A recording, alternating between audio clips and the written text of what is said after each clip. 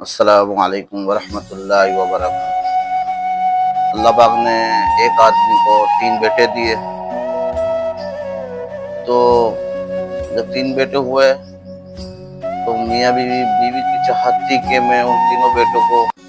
کسی کو ڈاکٹر بناؤں، کسی کو وکیل بناؤں، کسی کو جج بناؤں، اور اس آدمی کی خواہش تھی کہ میں اپنے تینوں بیٹوں کو عالم بناؤں، حافظ بناؤں۔ جب وہ تھوڑے بڑے ہوئے اور سمجھدار ہوئے، بلوغت پہنچنے لگے، اور اس سے پہلے تو انہوں نے اسکول کالج کا منہ دیکھا، پھر جب سمجھدار ہو گئے تو باپ نے کہا اپنی بیوی، باپ نے جو ہے اپنے بیٹوں کو کہا بیٹا میں آپ کو عالم بنانا چاہتا ہوں، تو بچوں نے کہا ٹھیک ہے ابا جیسے آپ کو اچھا لگے۔ لیکن بیوی سے مشورہ جب کیا، بیوی نے کہا نہیں میں تینوں بچوں کو عالم نہیں بننے دوں گی، تو وہ اس کا دین سے اتنا زیادہ تعلق گہرا نہیں تھا اس کی بیوی کا۔ میاں جو تھا وہ نیک تھا، اس نے کہا میں تینوں بچوں کو عالم نہیں بننے دوں گی، میں اپنے ایک بچے کو وکیل بناؤں گی، ایک کو ڈاکٹر بناؤں گی، ایک کو جج بناؤں گی۔ میاں نے کہا نہیں میں اپنے بچوں کو عالم بنانا چاہتا ہوں، تیری بہت عزت کرے گی عالم بن، تو سمجھتی نہیں ہے، ڈاکٹر کو کیا پتا ماں باپ کیا ہوتے ہیں، وکیل کو کیا پتا ماں باپ کیا ہوتے ہیں، جج کو کیا پتا ماں باپ کیا ہوتے ہیں۔ عالم ہوگا، اس نے قرآن احادیث پڑھا ہوگا تو اسے پتا ہوگا کہ ماں اور باپ کیا کا رتبہ کیا ہے۔ آخر دونوں میں تکرار ہو گیا، بحث بازی ہو گئی، بس اس نتیجے تک پہنچی کہ اس نے کہا عورت نے کہ نہیں میں تینوں کو کچھ عالم نہیں بنوں گی، عالم بن کے کیا بنے گا، فقیر ہوتے ہیں ملاؤں کے پاس ہوتا کیا ہے۔ آخر میاں نے کہا اچھا تو ایسے کر، دو بچوں کو جو چاہے بنا، ایک بیٹا مجھے دے دے، میں اس کو حافظ عالم بنانا چاہتا ہوں۔ عورت مان گئی، ٹھیک ہے، بیوی مان گئی، تو اس نے اپنے ایک بیٹے کو ڈاکٹر بنایا، ایک کو وکیل بنایا۔ جو سمجھ چھوٹا بیٹا تھا اس کو باپ نے جو ہے مدرسے میں داخلہ کرا دیا، اسے علم حاصل کرنے کے لیے بھیج دیا۔ وقت گزرتا رہا، رفتہ وقت گزرتا رہا، آخر میں بیٹا ایک ڈاکٹر بن گیا، ایک وکیل بن گیا، اور ایک بچہ عالم بن گیا۔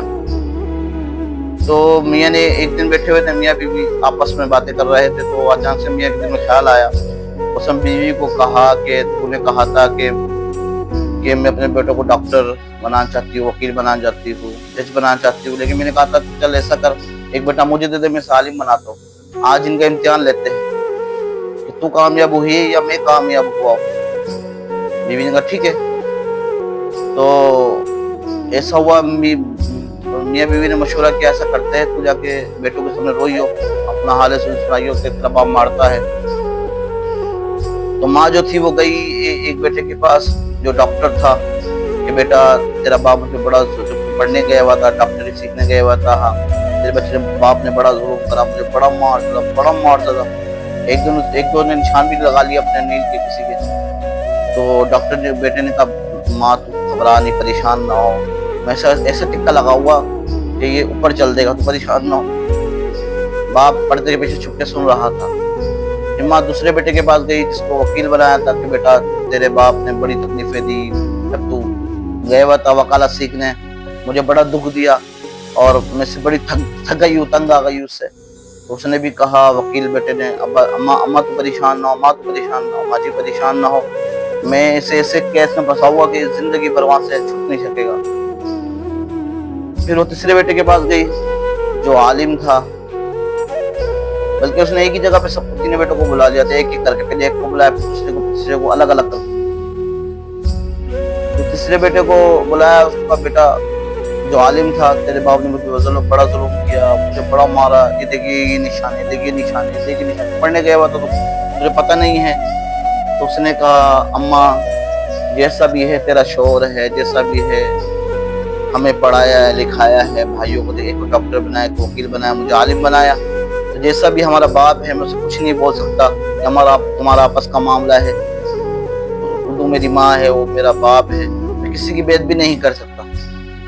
تو وہ جو پیچھے پردے کے پیچھے باپ چھپا ہوا تو نکل آیا، اور دو بیٹے وہاں موجود تھے، الگ سے بیٹھے ہوئے تھے، تینوں کو آگے بیوی کو کہا دیکھ لے